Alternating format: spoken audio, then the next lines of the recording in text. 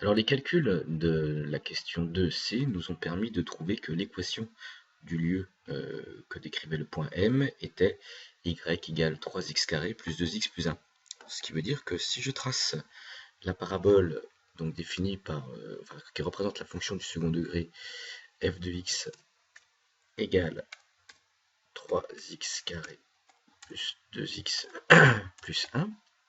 et bien normalement, en validant, je devrais trouver exactement le lieu décrit par la parabole. Et vous le voyez, lorsque je me déplace, eh bien M décrit cette parabole. Alors la question qui est posée maintenant, c'est lorsque je choisis un point quelconque de la parabole, par exemple celui-ci, qui s'appelle le D, on va le laisser D pour une fois, eh bien existe-t-il un point M qui va se confondre avec D?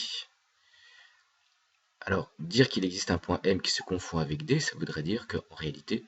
est-ce qu'il existe une valeur de A telle que M soit confondu avec D? Alors vous voyez, ici, si j'avance sur les points que j'ai dessinés, j'ai A égale 1,42, je suis juste avant D, et ensuite A égale 1,46, je suis juste après. Il est fort probable que le point D que j'ai choisi soit peut-être atteint par une valeur de A, enfin par un point M dont l'abscisse serait comprise entre 1,42 et 1,46.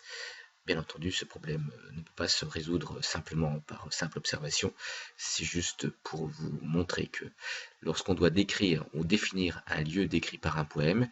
il ne suffit pas de dire que tous les points M sont situés sur une courbe, mais il faut aussi vérifier que tous les points de la courbe sont atteints ou sont atteignables par un point M, le point M dont il est question. Voilà, donc c'est un sujet délicat auquel il faudra répondre.